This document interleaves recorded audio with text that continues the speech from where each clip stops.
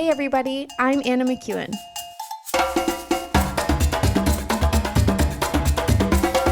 And now for Bob Switzer with the Epic Narrative. Hello again and welcome to the Epic Narrative. We are rolling through Genesis. We are in Genesis 15. We've done 28 episodes. Yeah, this is good. We're doing good. Hey, appreciate you guys hanging out, being here every single week. First verse of chapter 15. After this. Dun, dun, dun. After what? Well, after chapter 14, of course. And what was going on in chapter 14? That was the whole last week's episode, right? About Melchizedek and the king of Sodom giving some sort of honor and tithing exchange between Abram after he's chased down the conglomerate of kings that were sent from Nimrod, yada, yada, yada. You don't need to rehash that, but after this, that's all we know, right? We actually don't know how much time it was. Once again, I love pointing out this part. I love pointing out these phrases and words that in Scripture that don't give us, they don't give us specifics. They just give us the idea that there was a period of time that passed between the two chapters. This was everyday life. This was Abram living on the plain up north. This was Lot reestablishing himself down by Sodom. I have no doubt that because of what happened here and the fact that Abram, Lot's uncle, rescued all the possessions of Sodom and Gomorrah and all the people of Sodom and Gomorrah, and he was offered all the possessions, not the people, but all the possessions, and Abram refused it because he was like, I'm not going to have any sort of history going on where it says it's the king of Sodom made me wealthy. But I'm sure Lot cashed in. He cashed in, if nothing else, because he had a connection to Abram, that if something happened to Lot, then Abram would come to his rescue. And Abram was clearly incredibly wealthy and had a well-trained military/security force. He also had good connections amongst several of the larger tribes and cities up north. So there was a benefit to the king of Sodom and Gomorrah to maintain a good connection and to bless Lot with stuff. And more than just stuff, they would have blessed Lot with influence. That's what I want to say. Political influence, probably some real estate, as far as like in the cities, places where he could bring his family to be protected. There was a lot of selfishness that was a part of the government of Sodom and Gomorrah. They were, they were selfish people, generally speaking. And we can get into that. I don't know. Is it the next chapter that... No, it's not. It's several chapters. Sorry, I just did a quick look. It's several chapters away when we get into Sodom and Gomorrah, but we'll go into that later. But I just think that Lot would have naturally started to cash in on his uncle's success and on the opportunity of being the wealthiest guy around and the most favored guy around and the one with the connection to not only to Abram up north and these other two large establishments up north, but also to Melchizedek, which gave them a connection to God, a spiritual connection to a mysterious Yahweh that was probably out of the realm of interest for the kings of Sodom and Gomorrah, because they were shall we say, taking a different track when it comes to religion. They intertwined religion and politics so that they could continue to amass wealth and power for themselves. So there probably wasn't a super great interest in following Yahweh, but there was enough of an interest to say, hey, we probably should have that God on our side.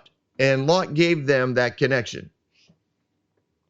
All right, so after this, all of this is going on. The word of the Lord came to Abram in a vision. Do not be afraid, Abram. I am your shield, your very great reward. So after the recapture of Lot and the plunder for Sodom and all of that, God promises two things to Abram. He says, don't be afraid. I'm your shield. I'm your great reward. Basically, he says, you know what, Abram? Don't be unsettled. Because I'm guessing Abram was feeling unsettled. He's looking around going, I don't have any walled city. I don't own any land. Clearly, I picked a fight and won a battle against an alliance of 4 kings, one of whom was basically underwriting the whole thing, whose name is Nimrod, who, you know, God is not one to take defeat really well. And he didn't take the fact that my father walked away from his role as high priest and maker of all idols, and the fact that I continued to walk away and preach this, preach you to the people of Assyria.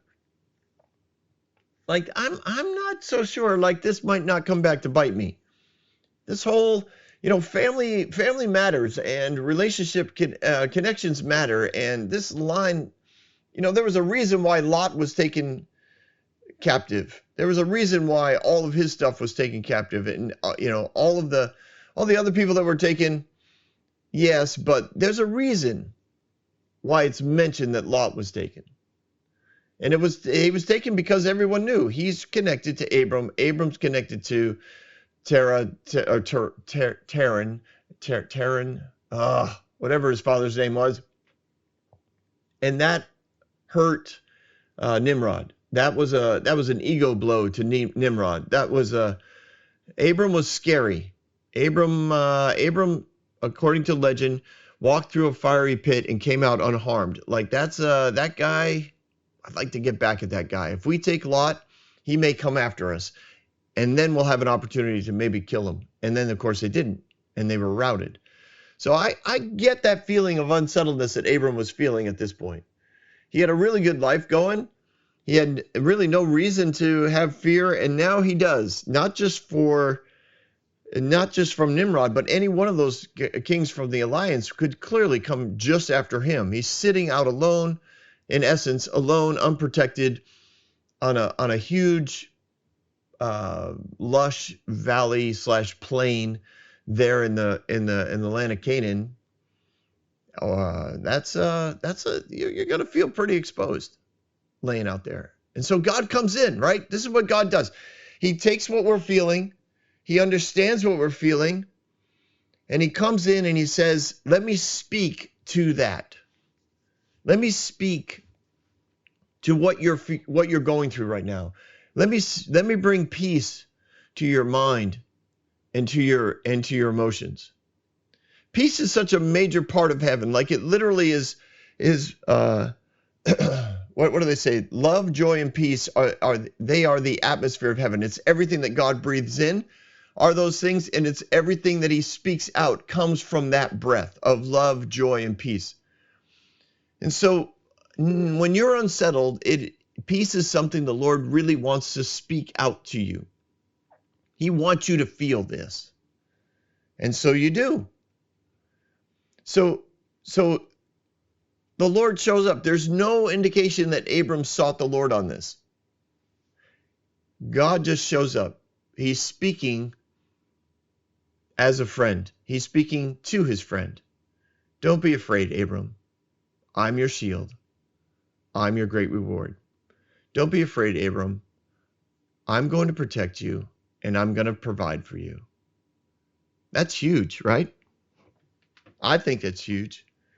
I think it's such a great reminder to us when we are feeling exposed and unprotected, when we're feeling lost, when we're feeling, we've made a decision. We step out into that decision.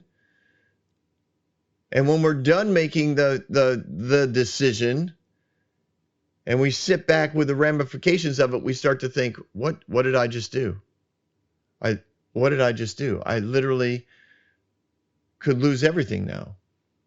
I could end up, in Abram's case, he's like, I could end up dead. I could lose all my possessions. Trust me, there are many people that make these kind of decisions. You make a decision to leave a really good job and step out into the unknown. You step out into the unknown and you're looking around going, wait, what did I just do? What did I just do?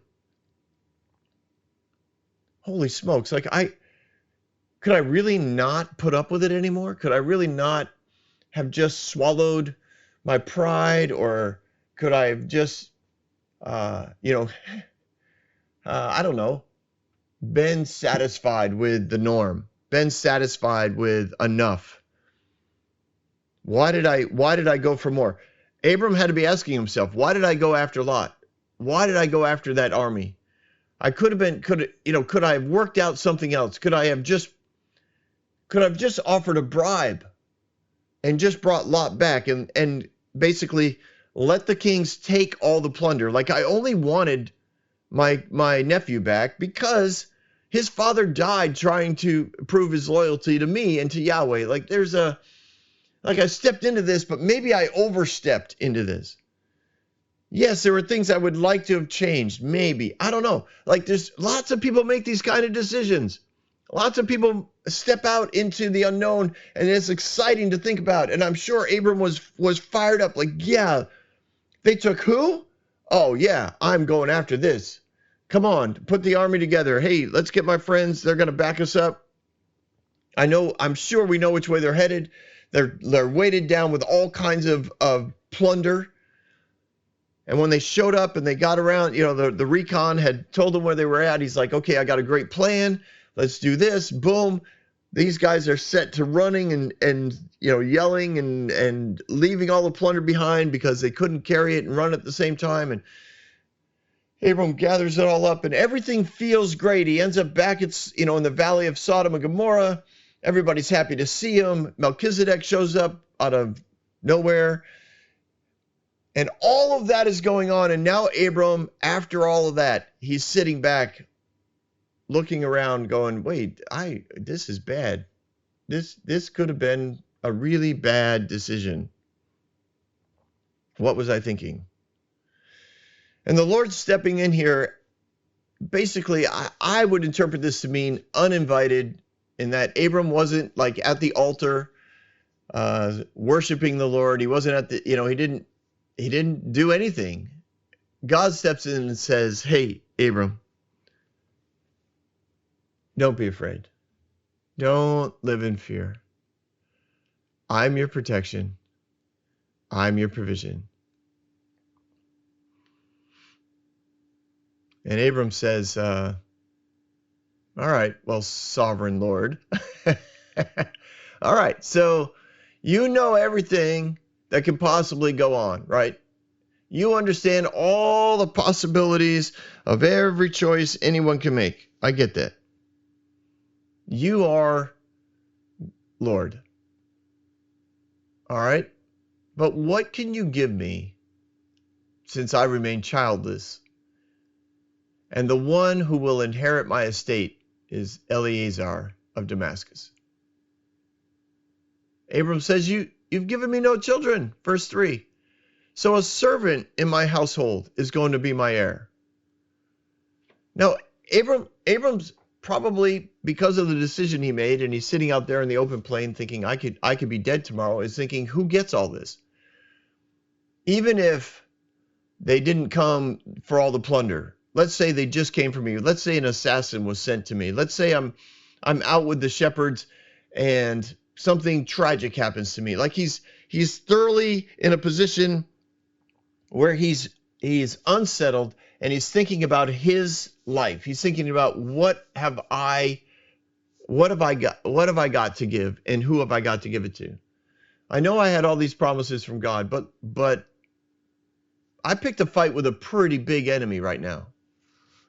So it's just got him considering his life. And big decisions, will do that for you.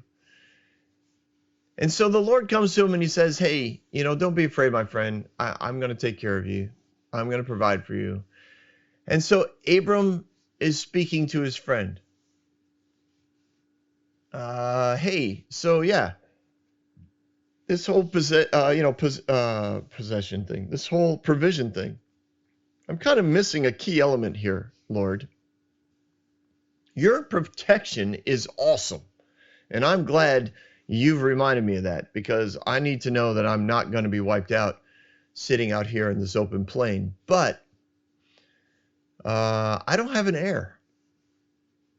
You remember that? Like there's an element of the promises that you gave me. You promised me great provision, and I'm looking around, dude. I'm rich. I'm rich, and I have influence, and I have authority. That people come to me for wisdom. I have a theology school where I'm teaching people about you, and I'm releasing this whole idea of Yahweh, a one God, the Creator God, the Lord God of heaven and earth. I'm teaching all of that. I was blessed by Melchizedek, very encouraged by him. Thank you very much. But you and I both know right now Eliezer gets everything. He's a great guy, but he's just a servant. He's not my son. Like you promised me heirs. You promised me heirs. I don't even have one. I don't have one.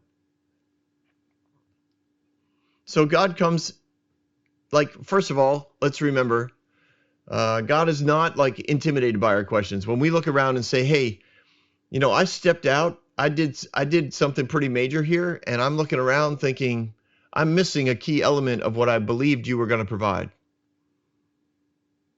All right? I'm just saying, let's talk about this. And God is totally good with this. And we see that we see that in the Psalms, especially last year we did, David, and I reminded everybody, like, I did not even attempt to correlate the Psalms with the storyline of David, or we would have spent 3 years doing it. Like, it's awesome. It's a great study, and I encourage you to do your research on that.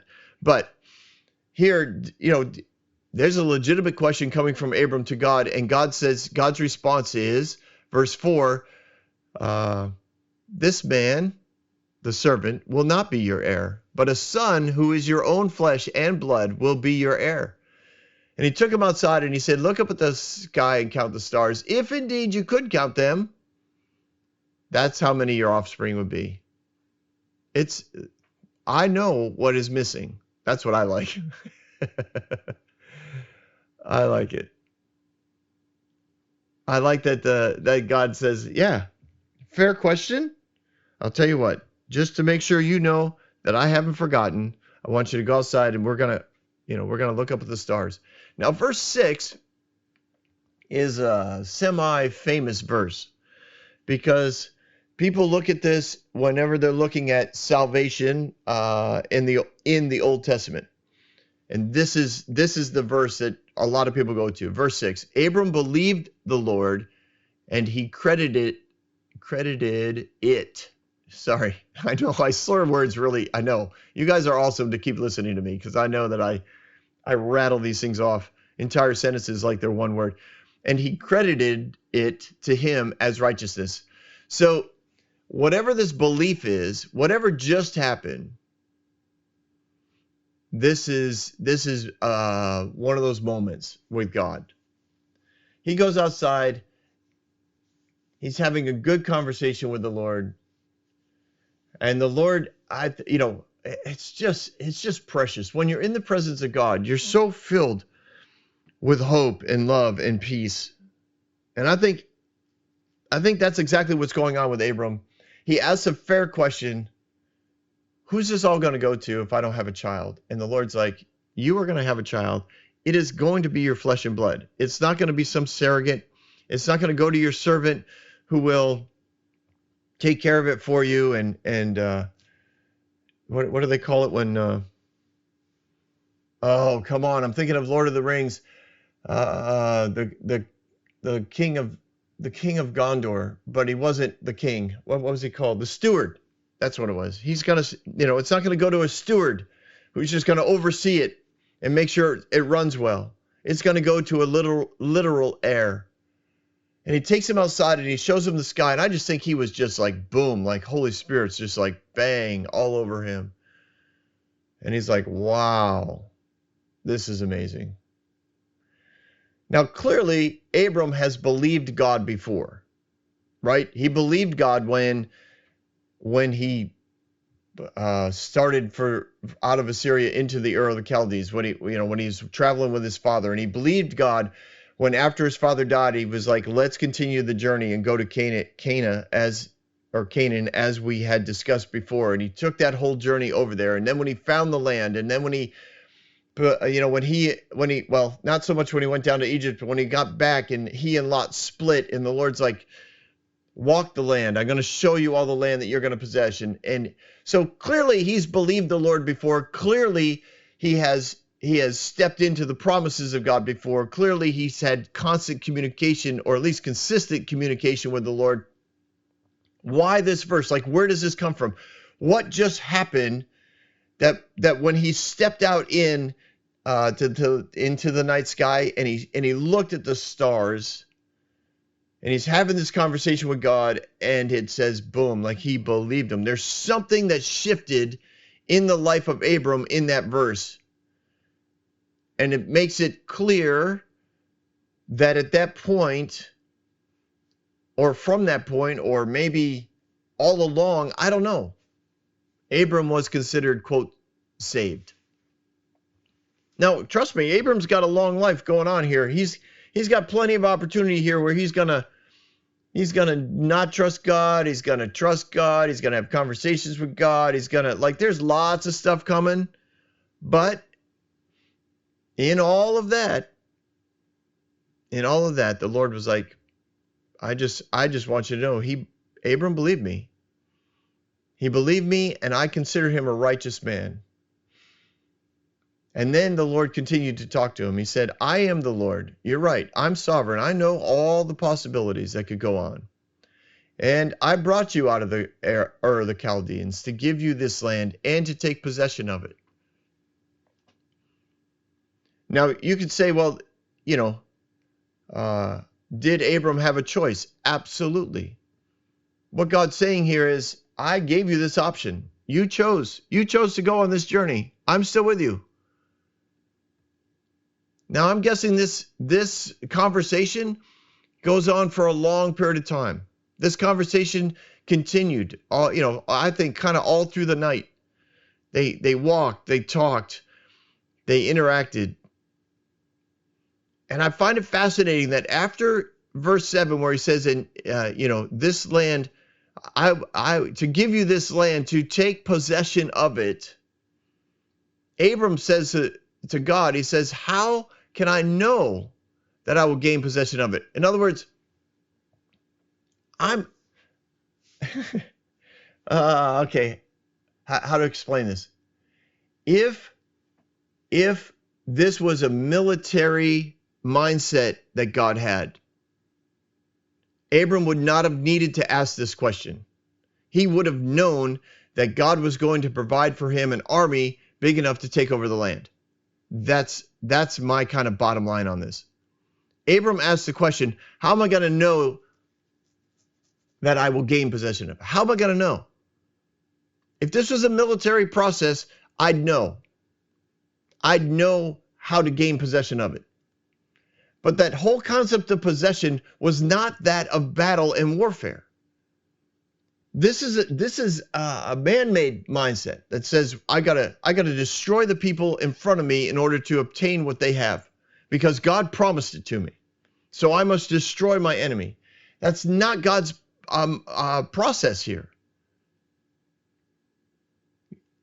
Give, the word give.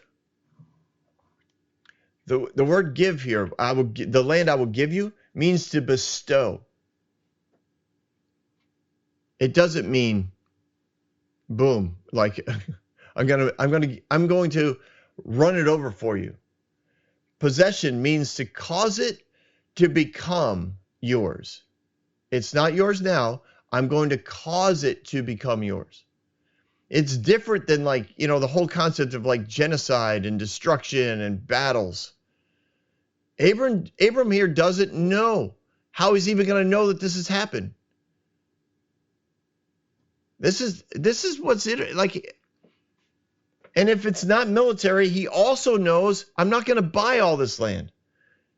Some people think, God's going to, well, not think, but theoretically, he could have thought, God's going to give me so much money that I'm just going to start purchasing huge plots of real estate. And eventually I'll take over this land. No, he's like, how am I going to know? And God's like, I'm going to bestow to you land. I'm going to cause it to become yours. This means that there's nothing that you are going to do physically or financially to cause my promises to come true. I know, I'm hanging on this a little bit. Bob's like, are we going to move on from this? Yes, this is kind of a heavy subject, a heavy concept, because it changes the paradigmic shift. It brings a shift in people's mindsets when it comes to who God is and what he was telling Abram at this time. When it comes to the promised land, remember, this is the covenant he's made that will go down all the way through Exodus. This is where it starts. I'm going to cause something that isn't yours to become yours. Abram understands, how am I going to know that happens? Because it's not going to look like I have it. I'm not going to have battled for it. I'm not going to have paid for it. How am I going to know? And the Lord says, good question. Let me tell you how you're going to know. Now, we'll break this down, but basically what he's saying is, you're going to know that it's going to happen because I'm going to make it happen. Like I'm setting a covenant. That's how you know. Because it's a promise I've made. That's how you know. I'm going to take care of all the details. Now, I do know that this messes with the idea of free choice. But I believe in God's sovereignty. He knows all the choices that anybody could ever make, and he understands the ramifications of all those choices. And in all that, God says, it's going to become yours. It will belong to you. Unfortunately, I do think man got involved in this, right? Clearly, we know the stories of the battles that occur in order to overtake the land, and we'll get into that. Oh, sorry, excuse me. We'll get into that next year, more so than this year. But God's plan was to bestow this land. And he's like, I'm going to make this promise to you. So he goes through it. He goes, bring me a heifer and a goat and a ram, each 3 years old, along with a dove and a young pigeon. So I kind of think the sun is coming up at this point. I think Abram and God have had a conversation that went through the night, which is easy to do. When you're in God's presence, you don't feel tired. I've been there. I've been in meetings where I've been awake, for me, way past my bedtime, which would be like midnight, 1 o'clock. My bedtime is early. And I've been in those meetings, and the presence of God it's energizing. It's powerful. And when you're done, there's you're like, well, I call it like wired. I've come back from worship nights that, went to 11 o'clock or something, and I've had to come home and sit on the couch and figure life out because my spirit is so energized. So I kind of picture that is what's occurring here. And so the sun's coming up, and the Lord's like, bring me a heifer, a goat, and a ram, each one 3 years old, along with a dove and a young pigeon. And Abram brought all these things, cut them in two, and arranged the halves opposite each other. The birds, however, he did not cut in half. So these carcasses are laid out. Now, Abram understands what this is. This is a cultural representation of what a covenant means. Now, covenants are built on relationship, and it's built on a promise that everything I have is yours and everything you have is mine. And we're going to cut an animal in two, and we're going to meet in the middle, and we're going to promise each other that if we don't fully engage in giving each other everything that we've agreed to give, then whatever happened to these animals should happen to us. We will be split in two. And the only way that this covenant will end is if someone takes a knife and cuts us in two. Because this covenant is a covenant. It's not a contract where both parties agree to provide in exchange for something that will be provided for them. Most of the time, like we often enter into contracts, like whenever we purchase something, right? I'm going to give you this money, you're going to give me this product.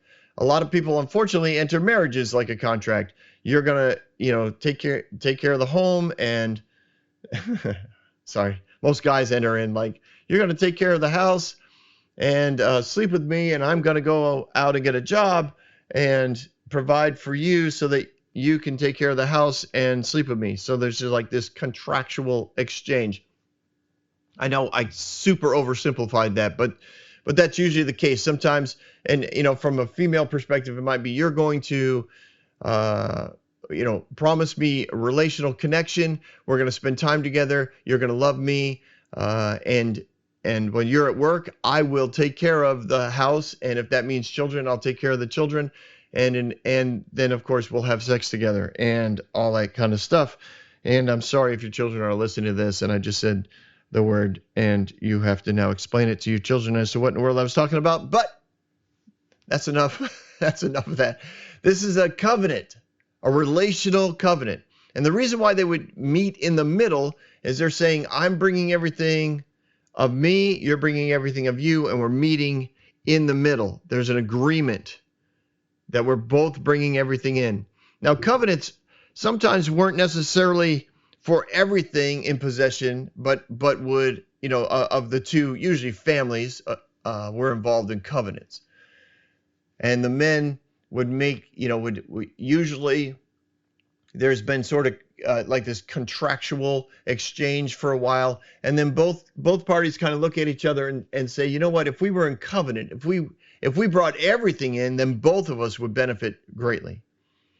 And if we're in covenant, that means if one of us kind of falls apart, all of the other one's possessions becomes a resource for us. And if the other one's under attack, we promise to bring all of our ability to protect it, protect them and protect their family. Like you can come live in our house, you can come live off of our land. If there's a famine in your land, you can come live on our land. Like covenants were important for families. They were important for businesses. And then, of course, nations would make covenants with other nations. And they would promise protection and provision. And they'd say, all of our nation's resources are yours.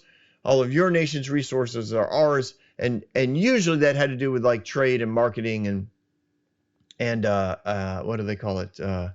Products, like you build boats and we build whatever, and so we're going to just be able to exchange these things freely and openly without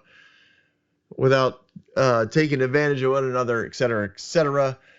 All right, enough about covenants. So he slices them all in two. He arranges them. He knows how to arrange them because he's done this sort of thing before. He's seen this sort of thing before. So he sets it all up. He knows what God's doing, and I think God's doing it not because God needs a reminder. He's doing it because he wants Abram to have a physical reminder of what he's already promised. God's not going to fall back on his promise. Like God's thinking, man, I better get into covenant. I got to make a covenant with this guy because, I need to make sure that I hold up my end of the bargain. No, he's like, I need to show Abram, I need to give him a physical altar, so to speak, a physical memorial to what is going on so that he understands it again, because it's tough. He was feeling exposed. He was feeling unprotected. He was feeling lost because he doesn't have an heir. I need him to have something to look at and say, yeah, I remember that day. So it says the birds of prey came down on the carcasses, but Abram drove them away. So he's waiting for whatever happens next. He sliced these things up in the morning and he waits. And of course, the vultures showed up and whatever, ravens, other carnivorous cadaver eaters. They get in there. He's just chasing the critters away all day. All day. Verse 12, the sun was setting. Abram fell into a deep sleep, and a thick and dreadful darkness came over him. Bum, bum, bum. Bum, bum, bum, bum, bum, bum, bum, bum, bum. We don't know what's going to happen. It's dark. It's scary. I tell people often, right, I do a lot of dream interpretations. And I tell people a lot of times when they have nightmares that that's like a dream from God with the volume turned up.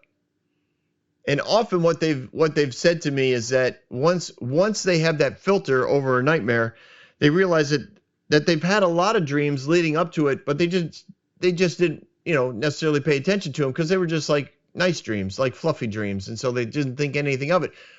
But a nightmare is like, whoa, something crazy just happened. I better pay attention. So I think that's what that means. Dreadful darkness came over him. He's like, whoa, this is crazy. So there you go. He goes, the Lord said to him, know for certain that for 400 years, your descendants will be strangers in a country not their own, and they will be enslaved and mistreated there. But I will punish the nation that they serve as slaves, and afterwards they will come out with great possessions. You, however, will go to your ancestors in peace and be buried at a good old age. In the 4th generation, your descendants will come back here, for the sin of the Amorites has not yet reached its full measure. When the sun has set and darkness had fallen, and smoking firepot with a blazing torch appeared and passed between all the pieces. And on that day the Lord made a covenant with Abram and said, to your descendants I will give this land, from Wadi to Egypt, to the great river, the Euphrates, the land the Kezanites, Cadaramites, Hittites, Perizzites, Rephaites, Amorites, Canaanites. Yeah, you get the picture. Anyways, so let's walk this through. What is he saying?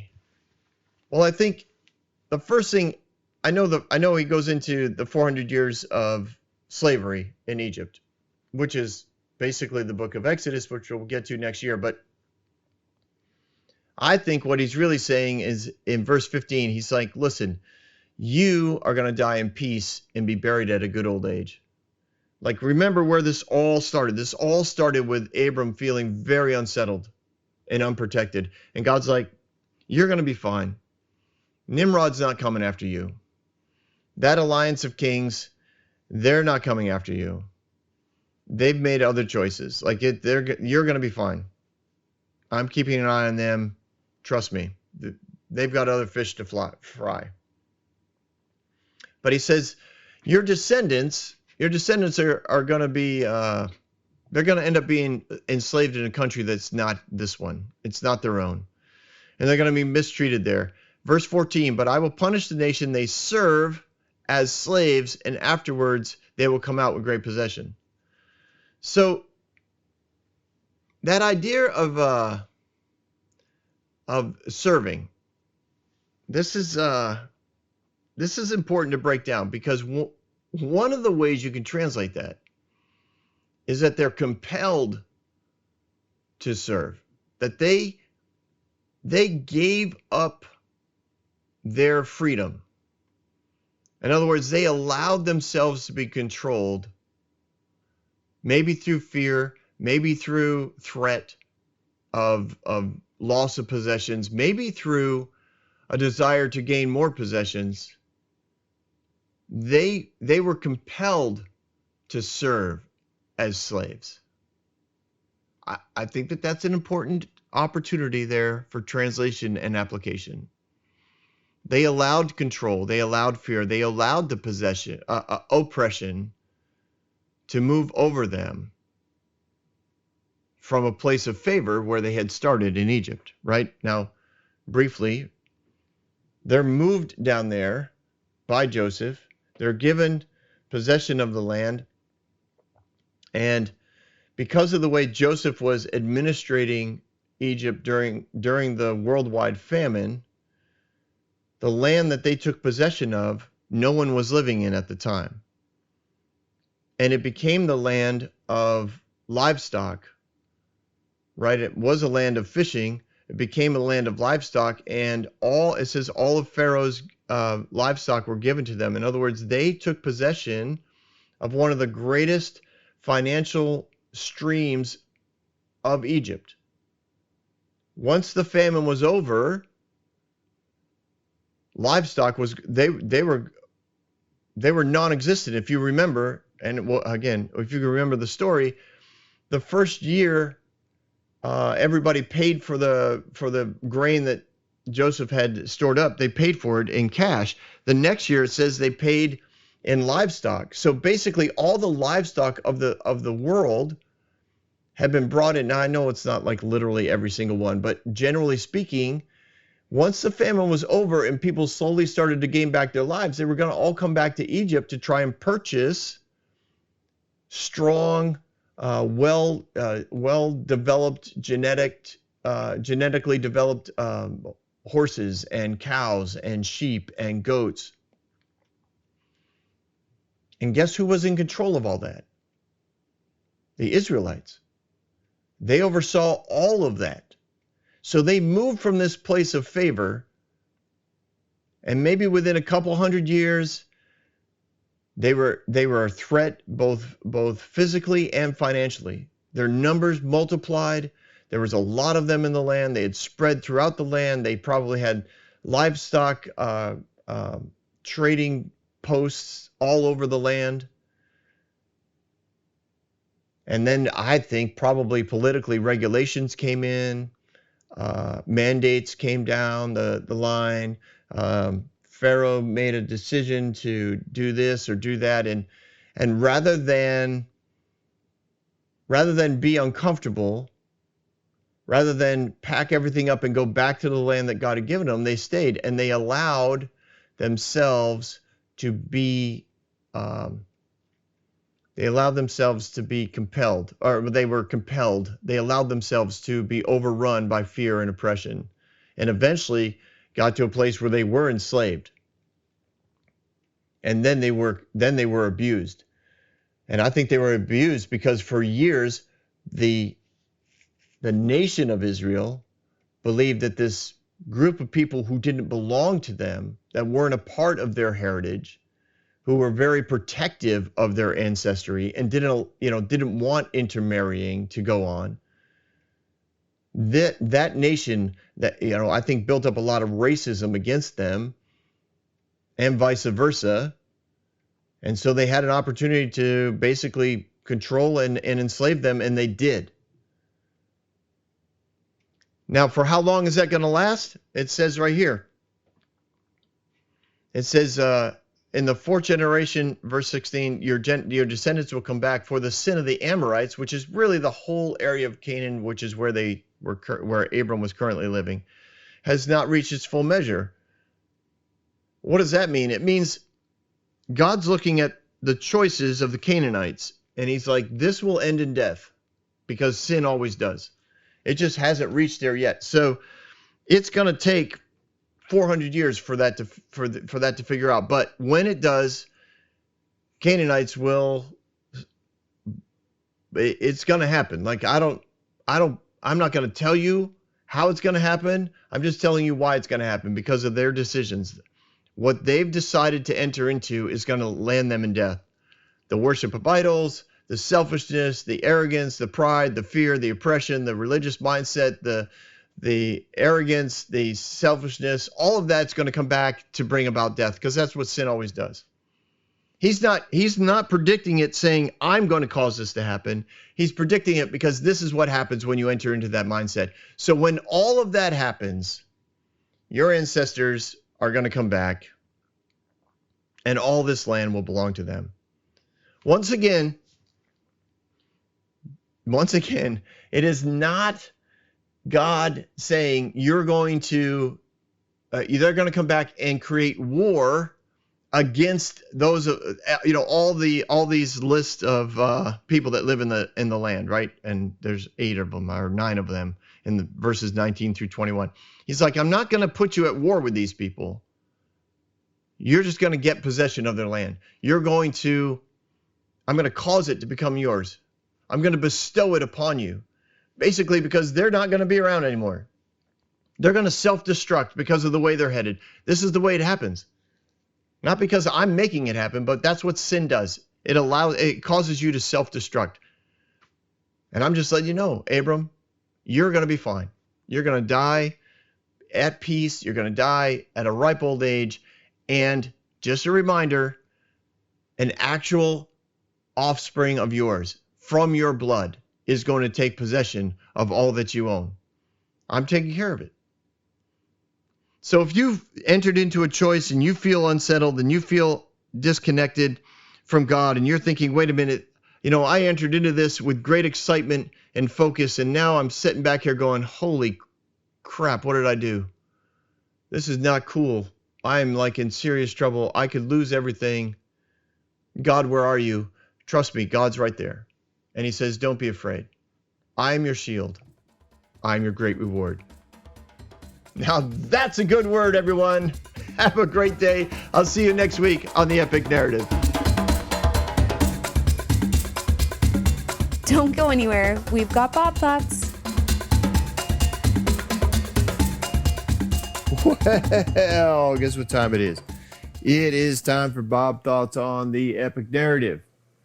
Now, I'm currently in Utah. Actually, at the time of this recording, when the time you hear it, which will be Monday, I'll be in Colorado. But currently, I'm in Utah, and we've been traveling every day, almost. Okay, maybe not every day. There were several days we didn't travel, but basically, we're up on this what's called the High Plain Desert. And then we would travel to the south or to the north, to the east. Trust me, there's so many gorgeous things out here.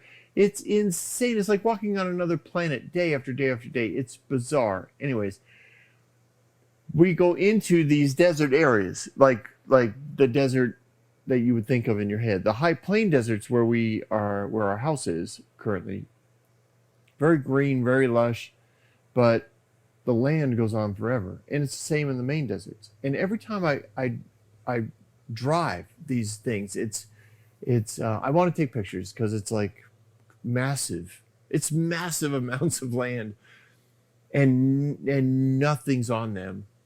And like you'll see these what's called these buttes, right? These huge, massive rocks that stick up in the middle of nowhere. And literally, I clocked it once. We saw this butte for almost 30 miles before we got to it, because we were just traveling in a straight line, because that's what these deserts are. Maybe a little curve. Okay, sorry, little exaggeration. 30 miles. I could see this thing. It was insane. It was so big. And then we just drive by it, and there it is. It's just sitting there in the middle of the frickin' desert. It was nuts. It's nuts. The land out here is nuts. Beautiful, nuts, and beyond words in the majesty. It's just like it's powerful to sit in these canyons. Powerful. Anyways, enough about me. On with the Epic Narrative. So when I listened to it this week, and I heard Abram, basically say to the Lord, I feel exposed. Like I have no way to protect myself. I thought, I kind of get it now even more, because he's sitting on a plain. He's sitting on a desert plain. And you can see for miles, but there's nowhere to go for miles. I drive down these roads and I think of so many Western movies that I watched as a child.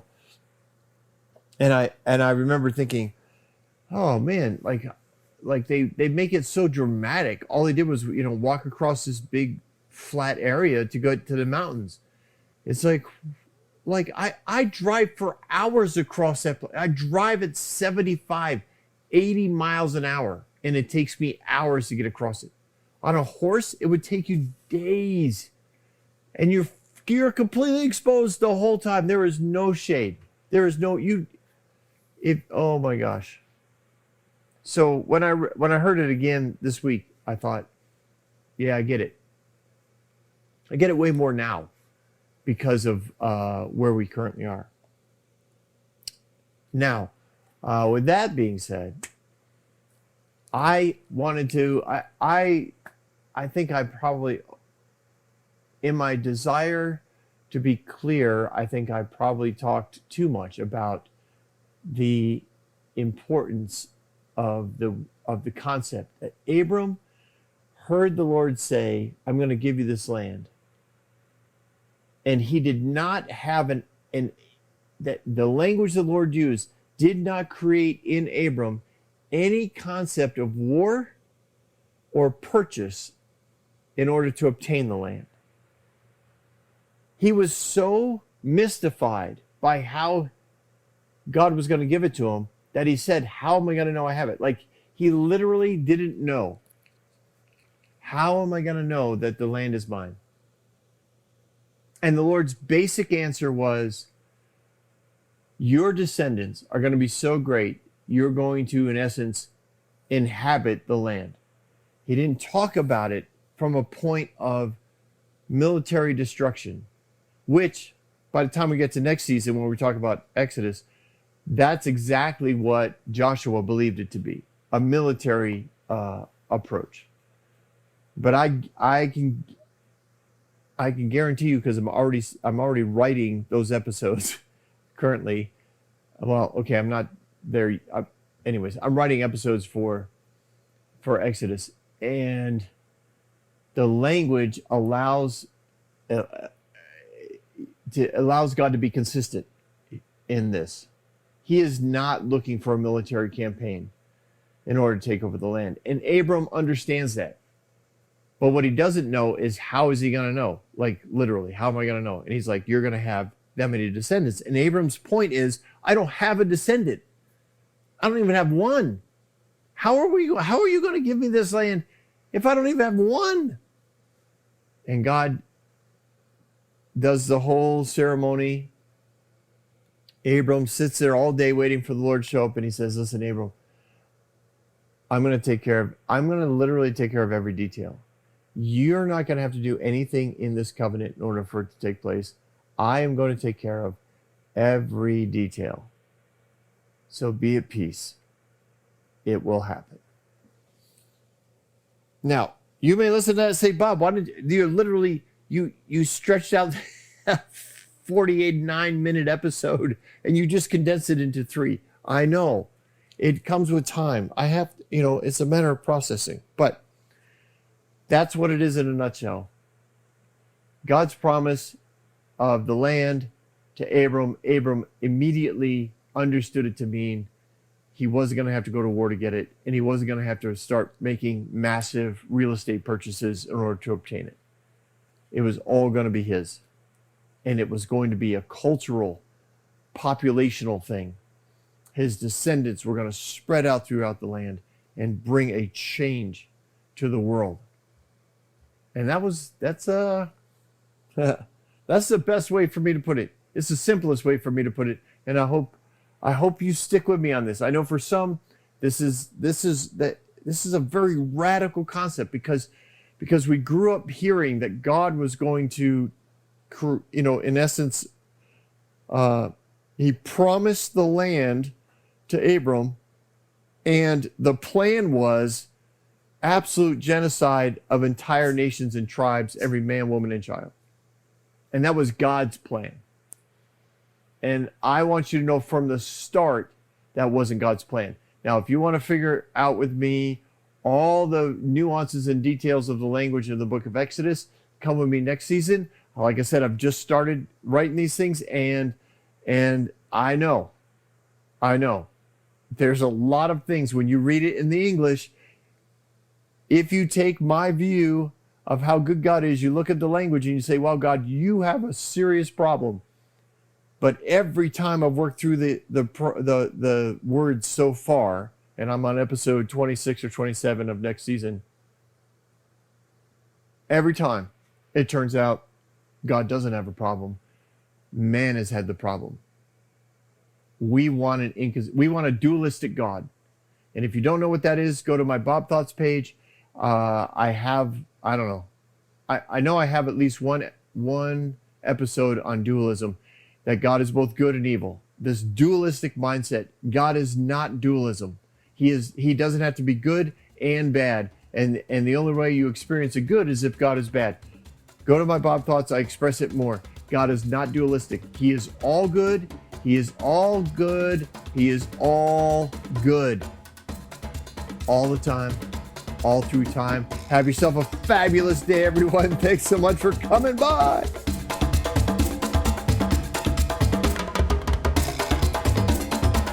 Hey everyone, thanks for listening. If you like what you heard, you can subscribe to this podcast on any platform you use. You can also reach out to Bob for questions or booking at thebobswitzer.com or email him at thebobswitzer@gmail.com. See you next week, guys.